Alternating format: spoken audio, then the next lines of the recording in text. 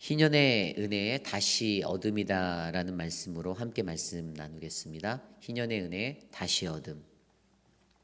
우리는 계속해서 레위기 말씀 안에서 하나님이 주시는 절기들, 그리고 하나님이 주시는 안식년, 그리고 희년의 이야기들을 듣고 있습니다. 오늘은 계속해서 우리가 희년의 이야기를 조금 더 배워볼 텐데요.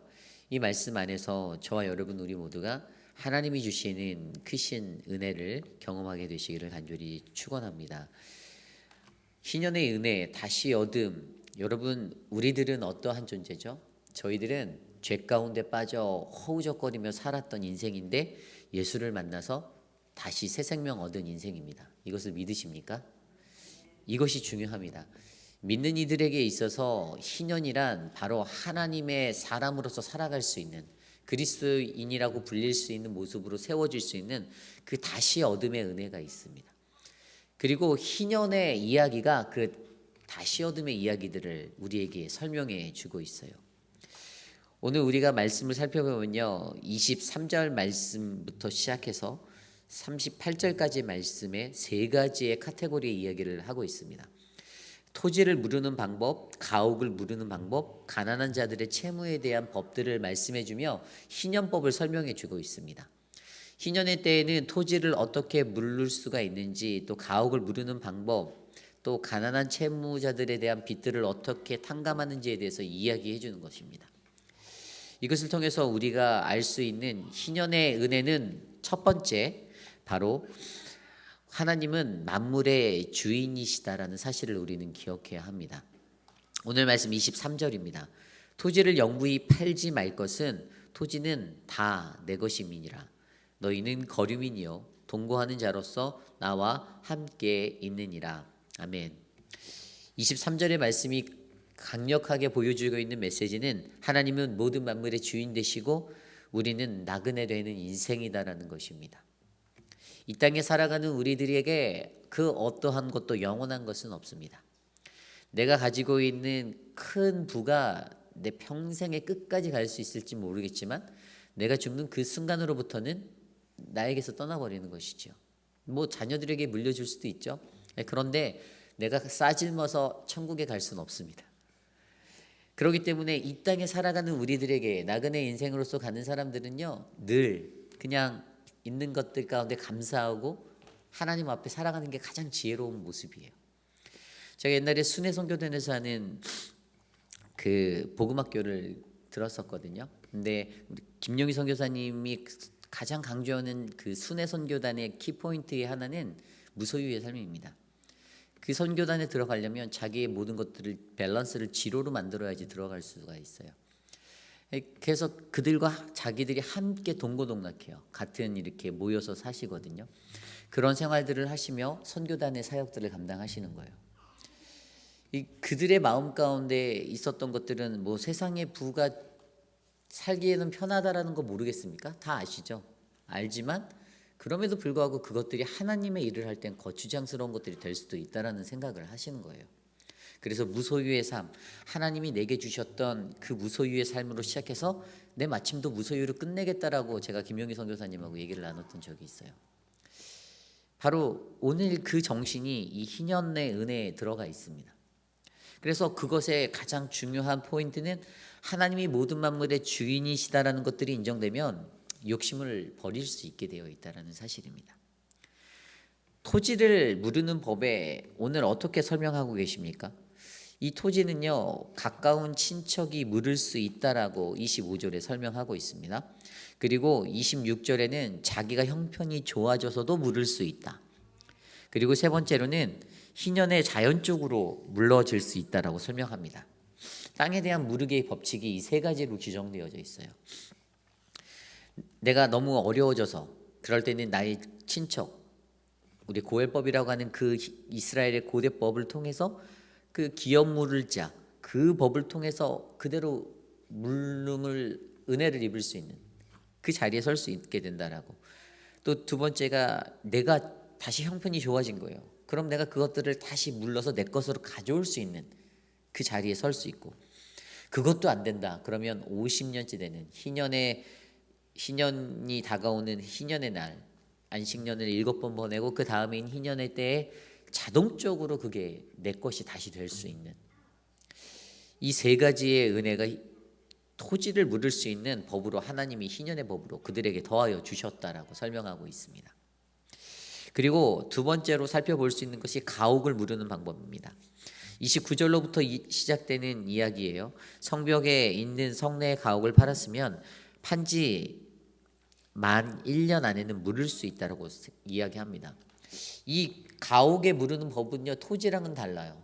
근데 기준이 어떻게 되어 있냐면 성벽, 그러니까 성 안에 있냐 성 밖에 있냐의 기준으로 나누는 거예요. 성 안에 있는 것들은요, 한번 사게 되면 1년이라는 그 정확한 그 기간이 정해져 있어요. 오직 그때만 물을 수가 있는 거예요. 그리고 그때가 지나가면 팔 수가 없는 겁니다. 안 되는 거예요. 물을 수가 없는 거예요. 그래서 그때 정말로 하나님께서 왜 이것을 성내에 있는 사람들에게는 이렇게 하셨을까를 고민할 수 있죠. 근데 그 이유가 이렇게 나와 있어요. 성내 가옥에 사는 사람들은요, 그 시대 당시에 대부분 잘 사는 사람들이었습니다. 성 밖에 거주하는 사람들, 촌락에 거주했던 사람들은 가난한 사람들이었어요. 그렇기 때문에 하나님께서는 부유한 자들에게는 그러한 시간적인 제약을 두시는 거예요. 그들의 재산 증식, 어떤 그러한 도구로 사용되지 못하도록 하나님은 그것에 대해서 철두철미하게 제한하셨습니다.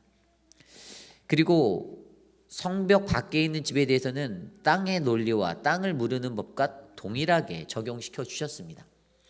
그래서 그 땅을 파는 사람들, 그 사람들에게는 앞서 제가 설명드린 그 세 가지 방법대로 가까운 친척이 무르거나 자기의 형편이 좋아져서 무르거나 희년에 자연적으로 무르거나 이 세 가지를 그대로 적용하여 성 밖에 있는 집들을 매매할 수 있었습니다. 이게 희년의 법칙입니다. 여기에서 우리가 한 가지 생각할 수 있는 두 번째 원리는요, 바로 이 희년의 법은요, 가난한 이들을 위한 하나님의 법이다라는 사실을 우리는 이해해야 합니다. 앞서 설명드린 대로 성 내에 있는 가옥과 성 밖에 있는 가옥들에 대해 얘기할 때에도 결국의 기준은 부에 대한 기준으로 하나님이 이것들을 제정해 놓으셨어요. 그리고 자세히 들여다보면 희년의 모든 법들은요, 가난한 사람들을 위한 그런 법입니다. 물론 부유한 자들의 법도 될 수 있어요. 하지만 부유한 자들이 반드시 알아야 하는 것은 이 내가 가지고 있는 부유함이 내 것이 아닌 하나님의 것, 그래서 내가 언제든지 나눌 수 있고 흘려보낼 수 있고 베풀 수 있는 법이다라는 사실을 깨달아야 한다는 것입니다. 이것이 중요합니다. 그래서 오늘 말씀에서 두 번째 이야기가 바로 희년은 가난한 이들을 위한 법이다라는 사실이에요. 그것들을 강조해 주는 이야기가 또 뒤에 나오잖아요. 가난한 자의 채무에 대한 얘기가 35절부터 나오는데 거기 이야기에도 이 가난한 자에 대한 채무에 대해서 어떻게 희년의 때에 해결하여 주는지 설명되어져 있습니다. 가난한 자에게는 이자 없이 빌려주어야 한다라고 말씀해 줍니다. 그리고 그것들이 자기의 돈을 불릴 수 있는 부유한 부로 활용되어서는 안 된다라고 그렇게 설명해 주고 있습니다. 이익을 위하여 내 양식을 구워주지 말라라고 37절에 말하고 있죠. 결국에 이것을 통해서 하나님은요, 가난한 자들도 어떻게 해요? 다시 재기할 수 있고 살아날 수 있고 그러한 인생을 살 수 있는 은혜를 희년의 때에 베풀어 주셨다는 사실입니다. 그리고 한 가지 가옥을 무르는 법에서 눈에 띄는 것이 또 레위 사람들에 대한 가옥의 처사예요. 그 레위 사람들이 가지고 있는 것, 근데 여러분 잘 아시죠? 레위 사람들은 가진 게 없었습니다. 왜죠? 가나안 땅으로 들어가는데 모든 지파에게는 하나님이 정복할 땅들을 허락해 주셨는데 레위 지파에게는 주지 않으셨어요. 제사장직을 맡고 있는 그러니까 하나님의 일들을 감당하는 성직자들에게는요, 그들에게는 어떠한 레위 지파 너희는 이쪽에 스불론 옆에 땅을 취해라 이런 것들이 없었습니다. 그들에게는 그런 것들을 절대로 기업을 주지 않으셨어요. 다만 그들이 기업은 얻지 못하였지만 그들에게는 하나님이라는 기업이 있었습니다. 하나님이 그들의 삶을 모든 것을 책임져 주신다라고 하나님이 가르쳐 주셨어요. 그래서 그들의 삶 가운데서는요, 자신들이 무엇을 갖지 못해도 내가 부한 것들이 없고 땅도 없고 아무것도 없고 그렇게 살아도 그 삶 속에서 하나님께 감사할 수 있었던 것들이 있다라는 것이죠. 그런데 말씀에 보면 레위 사람들에 대해서 그들이 갖고 있는 가옥과 땅의 이야기가 나오는데 그들에게도 소유가 작은 어떤 자기가 사는 집이 분명히 있었던 것 같긴 해요. 그런데 그 레위의 집은 다릅니다. 팔았어도 언제든지 다시 물을 수가 있었던 법이 32절, 33절에 기록되어져 있어요. 레위 족속의 성읍 곧 그들의 소유의 성읍의 가옥은 레위 사람이 언제든지 물을 수 있으나 만일 레위 사람이 물으지 아니하면 그의 소유 성읍의 판 가옥은 희년에 돌려보낼지니 이는 레위 사람의 성읍의 가옥은 이스라엘 자손 중에서 받은 그들의 기업이 됨이니라. 아멘. 그들이 가지고 있는 살고 있는 집도 이스라엘의 자손 중에서 받은 그들의 기업이 된다라고 있습니다. 그러니까 이게 뭔가 하면 이스라엘 자손 중에서 받은 거잖아요. 백성들로부터 받은 겁니다. 그들이 헌물을 하든 뭘 하든 제사장이 여기서 거주하고 살게 했던 거. 근데 제사장도 사람이다 보니까 빚에 시달릴 수가 있잖아요. 생활이 쪼들릴 수 있잖아요. 급전이 필요해서 집을 이렇게 뭐 당보를 잡히거나 팔게 된 상황이 될 때에도 제사장들을 위한 특별한 법은 팔았지만 언제든지 그들이 다시 물을 수 있다라는 것. 하지만 단 한 가지 34절에 그들이 갖고 있는 땅, 그것들은 들판 이런 것들은 절대로 소유할 수 없기 때문에 팔 수 없다라는 것. 왜냐하면 하나님께서 이스라엘 레위 지파에게는 그 땅을 기업으로 정하여 주지 않으셨기 때문에 그들은 땅에 대해서는 소유할 수 없는 겁니다. 이러한 이야기가 오늘의 희년 가운데 벌어지는 토지를 무르는 법, 가옥을 무르는 법, 가난한 채무에 대한 규정이에요. 여기서 가장 중요한 것은 희년의 법을 통해서 우리가 두 가지를 기억하는 거죠. 하나님은 만물의 주인이시고 우리는 나그네이다.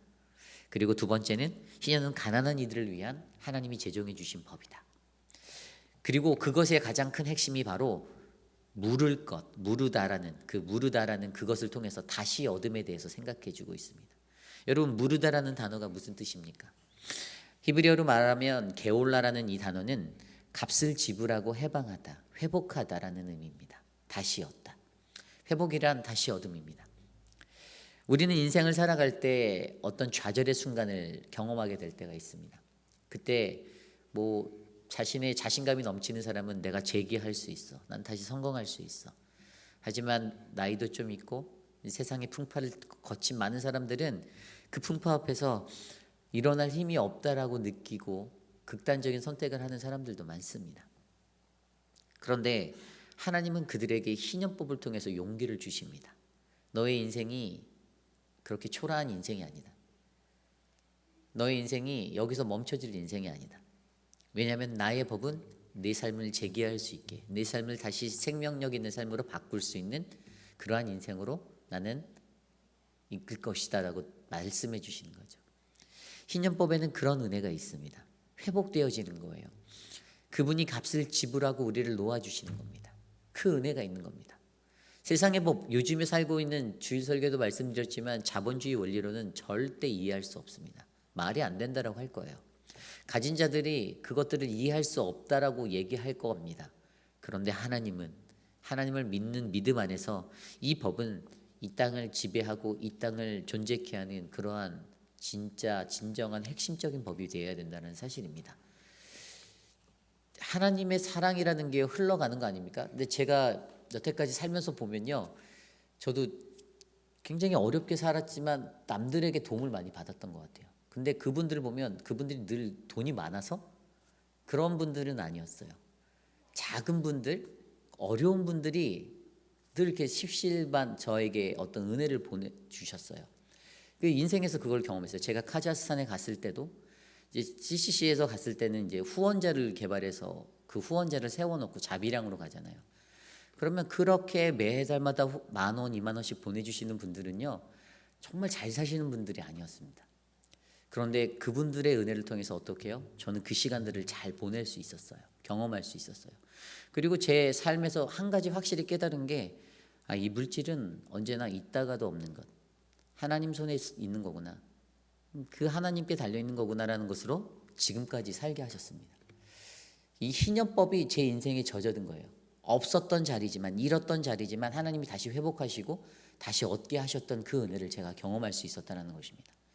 결국에 우리가 이 땅에서 살 때 그리스도인으로서 이것을 확신할 수 있는 가장 큰 이유는 뭐죠? 단 한 가지. 바로 예수 그리스도, 그분이 그의 핏값으로 나를 다시 살리셨다. 나를 다시 얻게 하셨다. 나를 회복하게 하셨다. 마태복음 10장 45절 말씀에 이렇게 마태복음 20장 28절 말씀에 이렇게 기록되어져 있지 않습니까? 인자가 온 것은 섬김을 받으려 함이 아니라 도리어 섬기려 하고 자기 목숨을 많은 사람의 대속물로 주려 함이니라. 아멘. 그가 값을 치러 주시고 우리에게 생명을 주셨던 것, 그로 말미암아 우리가 이 땅에서 오늘을 살아갈 수 있는 것 아닙니까? 바울도 그렇게 고백합니다. 고린도후서 4장 14절 말씀. 주 예수를 다시 살리시니가 예수와 함께 우리도 다시 살리사 너희와 함께 그 앞에 서게 하실 줄을 아노라. 아멘.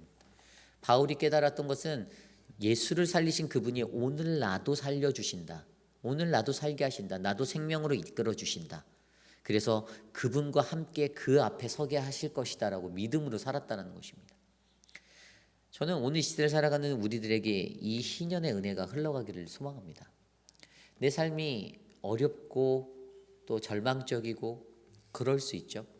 그런데도 그 안에서 하나님이 말씀해 주신 이 희년의 은혜를 기억하고 다시 물을 수 있고 다시 얻을 수 있는 그 은혜의 가르침, 예수를 통해 나에게 다시 주실 수 있는 이 은혜를 기억하며 내가 정말로 하나님 앞에서 날마다 희년의 은혜를 나누고 살아갈 수 있는 그러한 존재가 되기를 간절히 소망합니다. 그러한 마음으로 우리가 함께 기도했으면 좋겠습니다. 오늘 주신 말씀 안에서 우리에게 주시는 이 은혜가 흘러가기를 소망합니다. 희년을 통한 가르침은 다시 얻음입니다.